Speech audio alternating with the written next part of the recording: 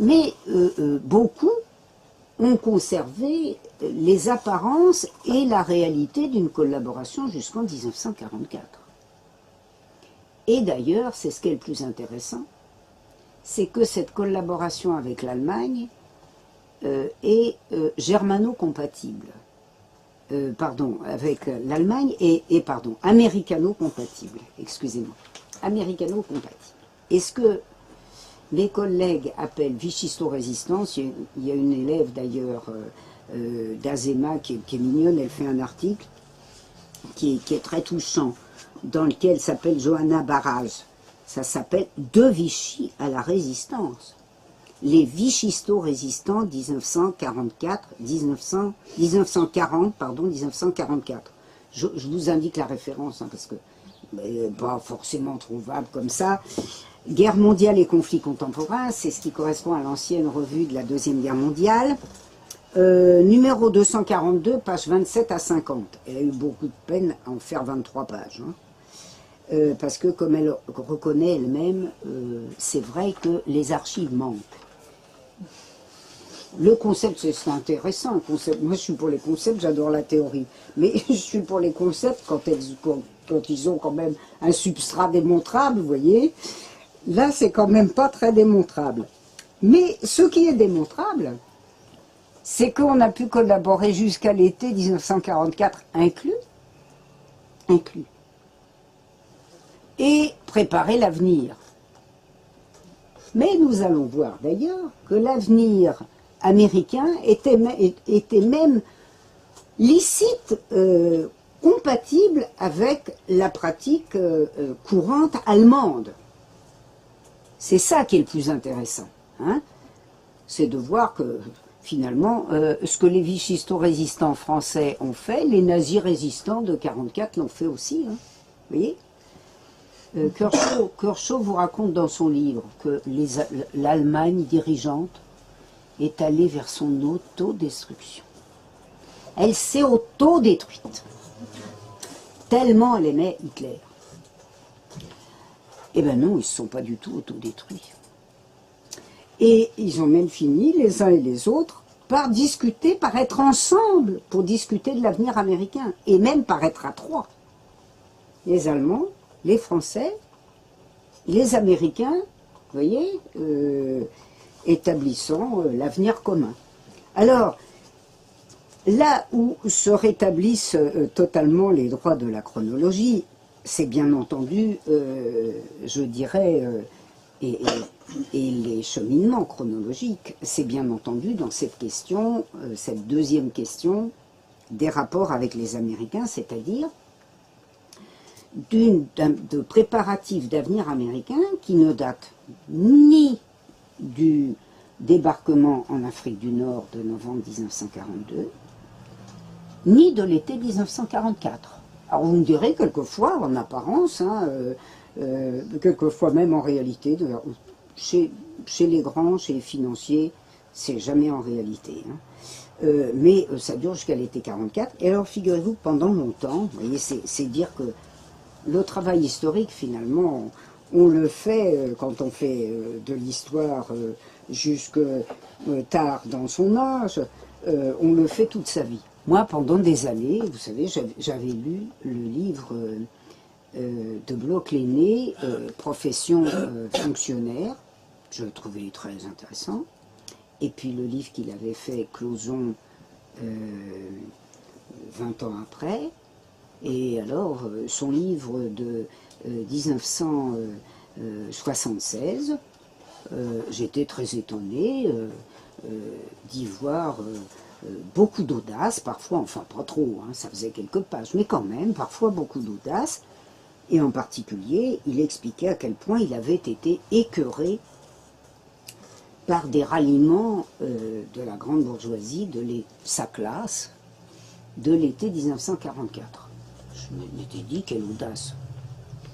Et puis alors, récemment, c'est même d'ailleurs, vous voyez, on complète quelquefois sa formation en histoire en regardant même des choses d'actualité, je me suis aperçu qu'en fait, en 1976, c'était 2 ans après 1974, où dans la continuité, il n'avait pas soutenu Giscard d'Estaing, et Giscard d'Estaing l'avait évincé du Crédit Lyonnais.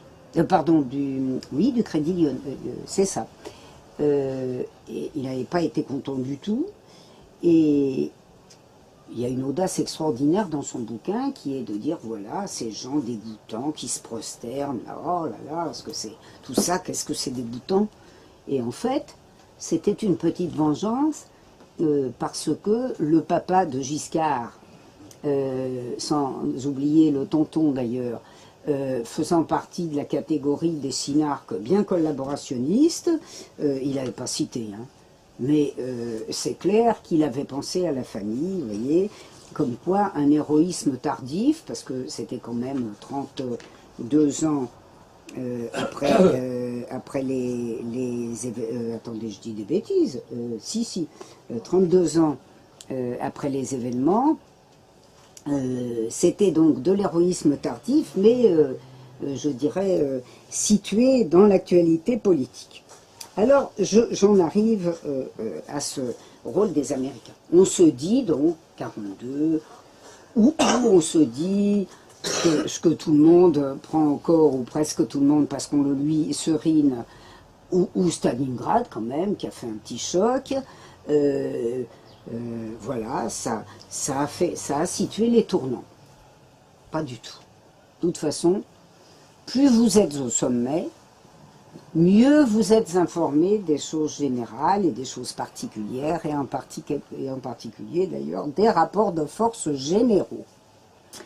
Donc, mes élites, avec au sommet les élites militaires dont Marc Bloch considérait qu'elles étaient de loin les plus responsables des misères, des malheurs de la France, c'est vrai quand même, les militaires, c'est supposé assurer la sécurité des frontières, hein, ils ne l'avaient pas fait, et les grands financiers, alors ceux-là, il est clair qu'ils ont tout senti, tout su, très tôt, plus tôt que les autres, et ils se sont fait évidemment accompagner par leurs auxiliaires, élites, mais enfin quand même élites secondaires, hein, les politiques, les journalistes, voilà, et le reste. Et donc, ce rôle des Américains, évidemment, ou de nos élites à l'égard des Américains, je l'ai suivi de manière chronologique parce qu'il fallait rétablir des chronologies qui, pour l'instant, sont tues ou franchement violées.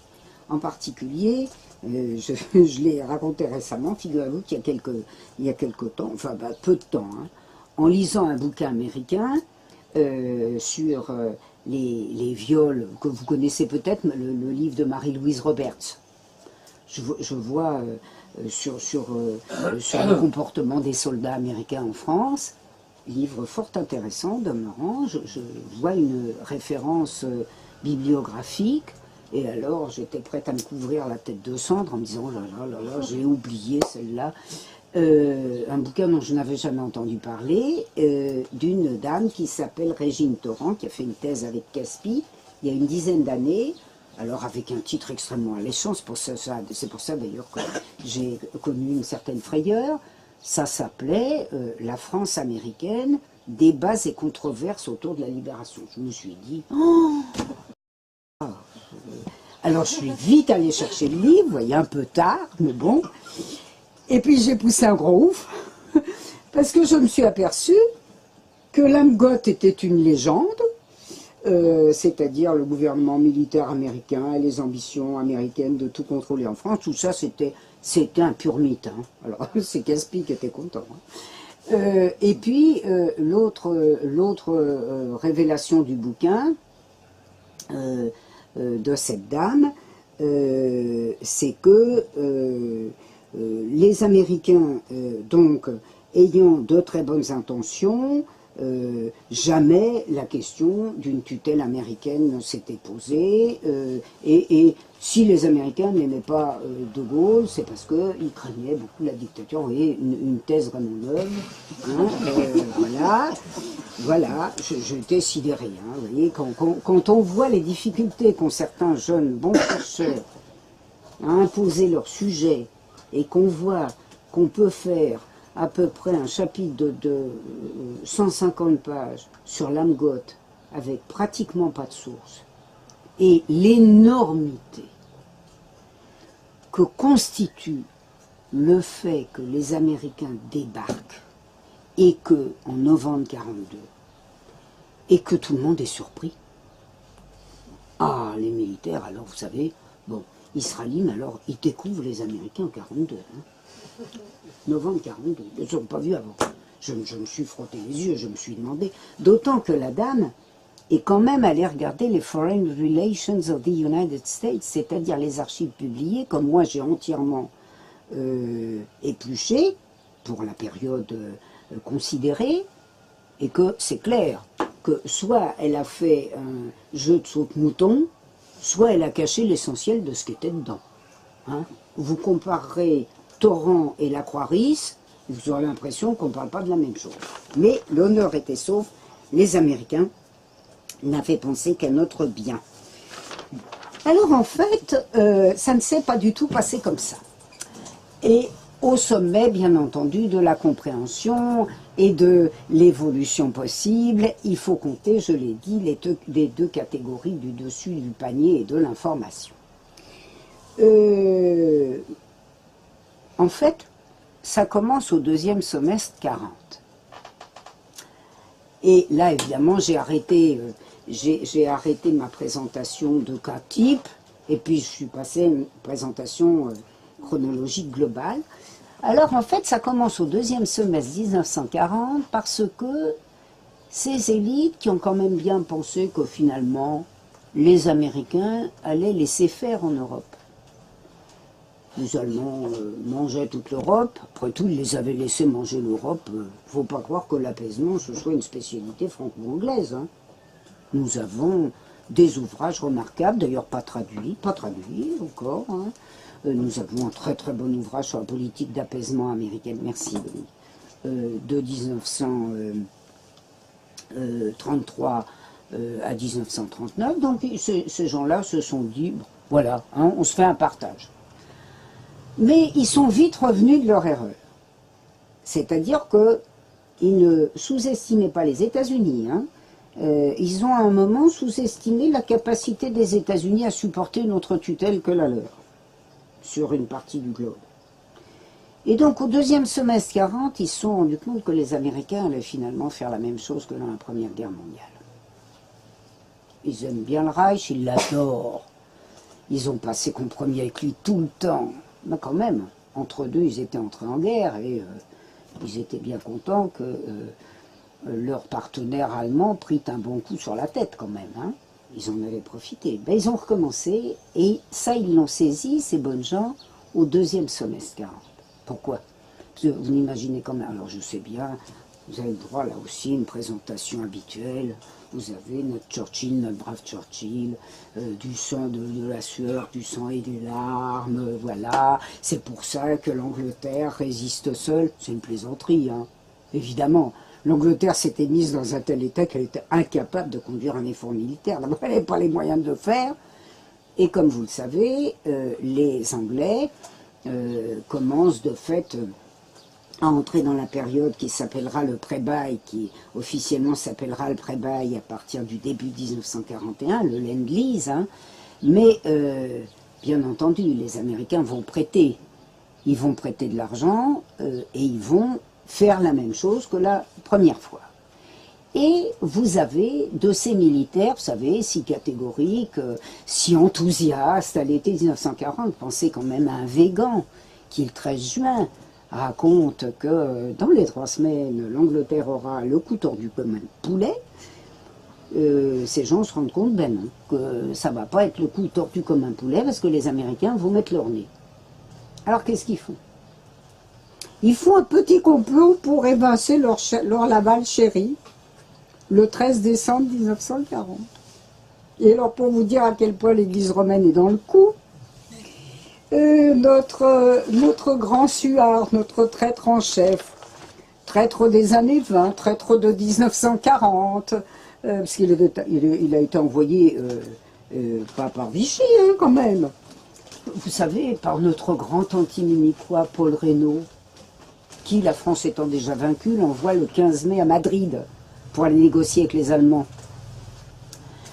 15 mai. Donc notre Suard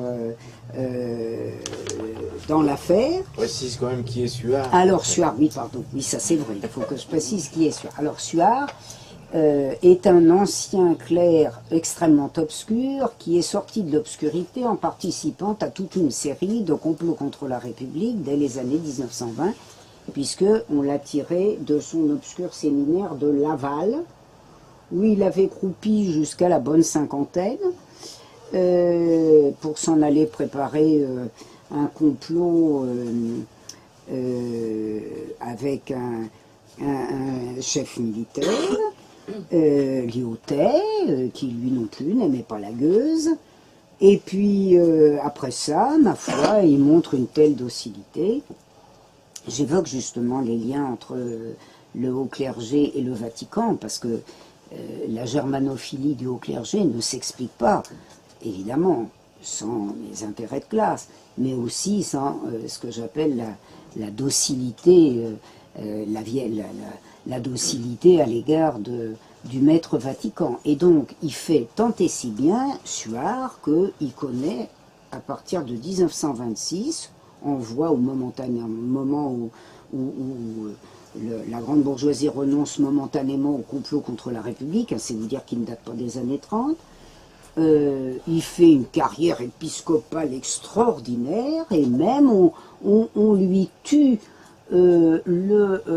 l'archevêque de Paris, Verdier, qui n'était pas un exemple subversif, mais qui avait quand même des petites réticences à l'égard de l'Axe, et qui avait été trop engagé dans des négociations plus proches des alliances traditionnelles de la France dans les années 1930. Donc pour lui, on tue Verdier, on le colle le 10 ou le 11 mai, archevêque, il est déjà cardinal, hein, il méritait bien des récompenses déjà, on le le Vatican le nomme à la place de Verdier, et d'ailleurs c'est dans les jours qui suivent qu'il s'en va négocier avec Madrid, hein, sur ordre de Paul Reynaud, grand résistant entre tous.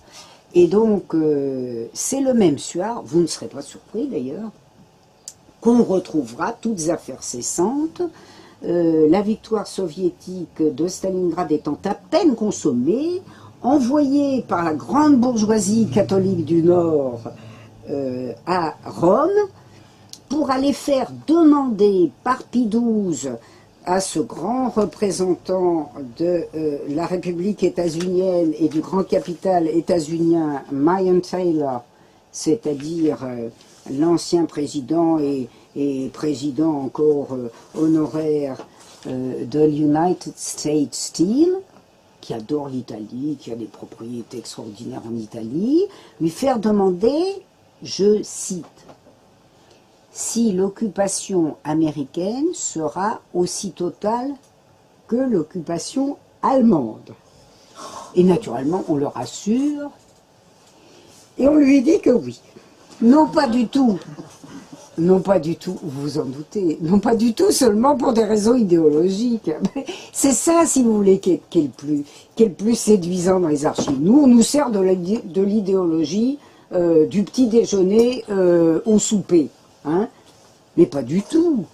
Comment voulez-vous maintenir le statu quo quelque part si vous n'avez pas tous les éléments du statu quo, hein, bien entendu, tiens que pour s'installer encore mieux en Europe qui n'était déjà installée, les États-Unis avaient besoin d'un statu quo parfait. Vous comprenez bien que vous n'avez pas besoin. Alors bien entendu qu'ils n'aiment pas les soviets. Bon, personne ne niera ça, hein, mais la clé de tout ça, c'est quand même que l'impérialisme américain est dans une situation telle au XXe siècle, qui veut tout, que de temps en temps il ne peut pas avoir tout, qui n'a pas réussi à avoir tout après la Première Guerre mondiale, où il voulait tout, hein, il faut bien le savoir, le programme de Wilson, c'est le programme de Roosevelt. Ça vous explique d'ailleurs l'admirable continuité de la politique extérieure américaine, quelles que soient les gestions. Vous voyez, on amuse le tapis. Oh, est-ce que ce sera Clinton? Est-ce que ce sera Trump? Bon, jusqu'ici, ça n'a jamais rien changé à la ligne, à la ligne globale. Hein. Alors donc, vous voyez, pour vous dire à quel point le rôle du haut clergé est précieux, faire en sorte que la population ne bouge pas devant les atteintes de l'occupation, c'est vital ça. Hein.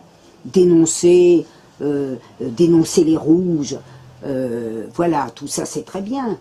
Mais être là quand il faut assurer l'avenir, vous pensez bien, si l'Église, j'ai dit tout à l'heure, il y en a surtout deux qui sont informés, c'est l'armée et la grande bourgeoisie. Alors quand vous avez l'armée et la grande bourgeoisie, vous avez l'Église romaine derrière. Hein.